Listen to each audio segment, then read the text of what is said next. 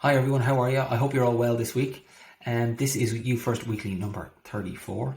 And for this week's video, I wanted to talk to Peter in our gang all about the idea of the stories that we carry.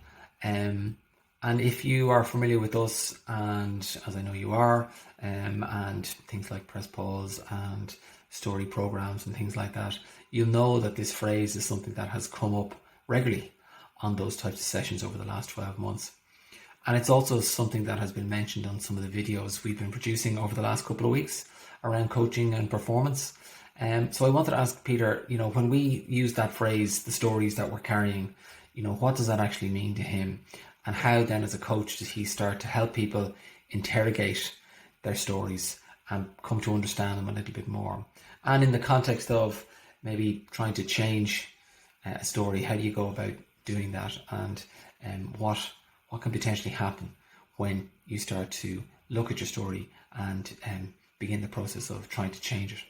So over the course of the conversation, Peter and I kind of touch on a range of different things, including how questions help us to shift our attention and focus, the idea of crafting new stories, and how looking at our stories and just starting to become aware of them can be the first step in that process of changing your story. We also talk about the idea of stories as something that we can be inadvertently or unknowingly or unconsciously carrying, and how the weight of that can be unhelpful for us. And finally, we also talk a little bit about really press pause and the idea of how hearing somebody else articulate their own story can be really, really powerful for those who are listening. So as ever, I hope you enjoyed the video. Thanks for watching as always, and we'll see you next week. Thanks a million. Bye-bye. Peter, I wanted to ask you about this idea of how we carry our stories. Why? Well, because for people who know us in Below the Line or You First, they know that this is a passion and interest of ours. But in the context of coaching, it's often where we end up working with somebody, which is this idea of the story that they are carrying. So I wanted to ask you, first of all, what does that phrase kind of mean to you? And how do you get somebody to think about and consider the story that they may be carrying when they come into a coaching conversation or situation with someone such as yourself or another member of the Below the Line team? Yeah. Well, in terms of how people carry their story, David, if I start with that, I think what we both witnessed one example of this a while back, where we had a client working with us in a group scenario, and it was in the early stages of COVID. And this guy was admitting the stresses that he felt, his sleep wasn't working. And that was a classic example, and quite a dramatic one, of the impact of the way he was carrying his story at that time. And in the course of the following conversation, a number of ideas opened up around simple things about breathing, minding mental health. And he took on those actions, and he came back the following week. And with enthusiasm, he reported on how different the week had been. So that's an example of somebody who carried a story in a certain way that was very stressful, having a big impact. And then he was able to reframe. He was in effect able to tool up with some simple ideas that would help him carry what was going on, because everything that was going on was still going on. Yeah. But the way that he carried it changed. So that really stands out in my mind as an example of, if we can change how we're carrying our story, then everything changes. And so the other question you asked then is, well, how can we get people or enable people to make that shift? And what I find is, in coaching sessions, you have to earn, as a coach, you have to earn the trust to do this. But I find there comes a point then when you can ask the person, so what do you stand for? Or what is your purpose? What kind of impact do you want to have? Those kinds of questions. And brain science now helps us understand that the brain works best with a question, because one of our brain functions is problem solving. So if you ask questions like that, then the brain gets to work and the person's attention has shifted to a new focus. So now new possibilities emerge. So then, in effect, if we go back to the phrase, they're able to carry the story differently, because in many cases, they're actually in the process of crafting a new story. Yeah. living into a new story rather than repetitively living the one that they're familiar with. So for me, that is part of what coaching is about. It's breaking the mold of old unhelpful stories and creating new stories that work better, that are more growth oriented, Yeah. and that make for better delivery in whatever you're doing, but also a more satisfying time carrying out your role and just a better life. Yeah. Yeah. And I think as I listen to you talk about that, I think it's clarified something for me about this idea of carrying, because it's so, for a lot of people, like, what do you mean I'm carrying a story? But in some ways, when we have, when we're carrying a weight, after a while that weight becomes comfortable and familiar to us. Yeah. So I think there's something in that. We're not even aware that we're carrying that weight of a story about a challenge or a situation or whatever's going on for us. And I think that's the challenge of the phrase, but I think it's the beautiful thing about the phrase is like, well, it's almost like, can you put the bag down and have a look at what is the story you're carrying? Like I was thinking, we often see cyclists going around these days, and you'll often see that they have a little water bottle on their bike, or they might have a little pouch on the back of the bike with a snack or something like that. Yeah. So in effect, they head out on a journey and they're bringing what they will need to sustain themselves while they're on the journey. Yeah. But if we're carrying around unhelpful stories, that's the equivalent of loading up your bike with a bag of blocks or logs or something that's not going to in any way sustain you on your cycle, but it's actually going to weigh you down. Yeah. So this is a case of, well, actually, what about if we put aside the bag of blocks and we just got the equivalent of the water bottle and the healthy snack, and we put them on board the bike and you got moving? That's in effect what coaching is doing, setting down the bag, the unhelpful weights, and just bringing the stuff that will sustain you. Yeah. But I think even, you use the phrase there, the unhelpful weight. I think sometimes it only becomes apparent that it's an unhelpful weight. Sometimes people just don't even realize they're carrying the weight. Yeah, and I mean, in the below the line business, we talk regularly about the first building block in our work is raising consciousness or raising awareness. So exactly what you just said, David, that's early on, that can be the work. That's like getting to base camp climbing a mountain. Yeah. Now that you've got that far, you can start tapping into more of your own inner potential.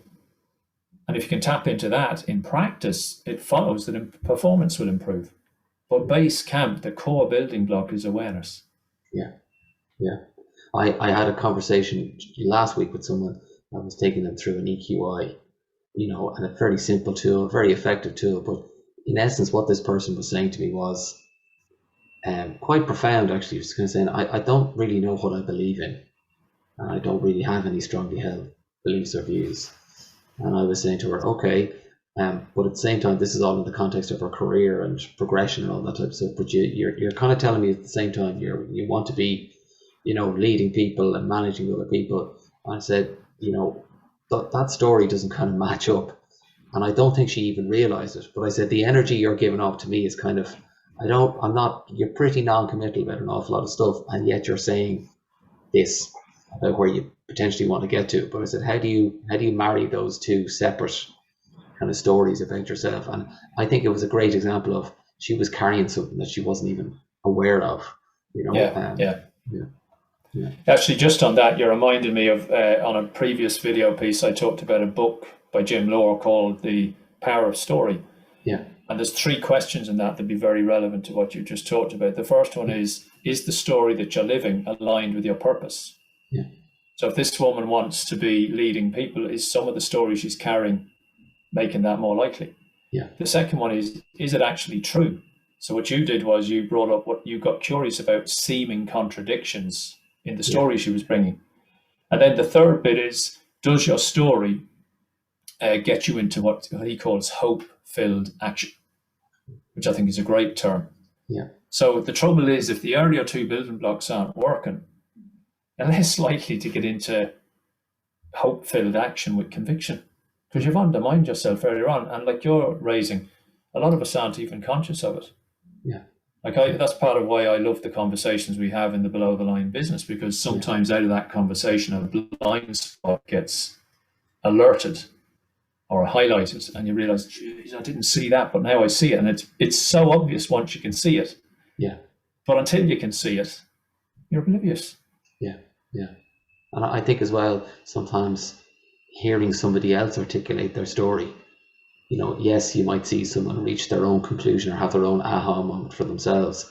But I know it's happened to me many times on a pause call for a session. I said, oh, Jesus, that's my story too. And I'm now aware of how I'm carrying that. And I wasn't even half remotely aware of it before. But it's back to that line we've shared a number of times in the press pause calls from Carl Rogers, that which is most personal is most general. So we're sitting quietly on the call and somebody else is seemingly the person who's in focus, but actually the story that they're working on is resonating with a number of other people on the call, because when we get down to our learning edges, there's much more between us that's similar than different. Yeah. And so we can sit quietly and find a shift in ourselves because we've become aware of something. Maybe somebody has suggested a useful step that you could take to help with that. Like the guy who wasn't sleeping well, he went away from that call with a number of practical, simple ideas that he could implement, which is why he came back so enthused the next week with the difference it had made. He was now carrying his story, going right back to our first phrase, completely differently, which of course is an inspiration to everybody else, because the people who saw how he was a week before were now seeing the dramatic difference in his energy. And the message is, well, if he can make that shift, I can do some of that. Yeah. Great. Yeah, absolutely. Absolutely. And again, with your coaching kind of hat on, you know, this idea of carrying your story, right? Now that might seem quite, what do you mean, my story? Is that the story of my life or whatever it might be? But I think in a coaching context, it may come to that. But often I think the initial starting point for this idea of carrying your story, exploring how you're carrying your story, is just where you're at right now. What has brought you to this situation? And it's as simple as that, as opposed to having to jump off the high dive and, you know, into the deep end. It's often, look, what's brought you to this right now? Yeah, well, I think that story or question you've just asked, David, is a great one. What's brought you to this point? Sometimes when I meet somebody for an introductory chat, where they've expressed interest in possible coaching, so now we're just having a no obligation introductory chat to see what is it that is behind their interest. And they get a chance to get some sense of how I work. I will typically ask them, so I'm curious, what prompted your interest in having this chat? It's another variation on what brought you to this point. Yeah. And it leaves it wide open for the other person to answer it, to begin wherever they like. But in effect, what they're doing to answer any variation of that question is they're dipping into part of their story. Yeah. And now they're in, use your term, a jumping off point. They might be about to jump off and start creating a new story, and they somehow sense that they need a bit of help to enable them to do that and possibly sustain them through the process of making the new story stick. Certainly the experience I've had when I've been a coaching client. And I love that idea as well of you know, creating a new story. And again, back to that phrase of carrying a story, is almost, well, I can put that one down and I can pick up a new one. Fantastic. Okay, listen, that was brilliant. Thanks a million.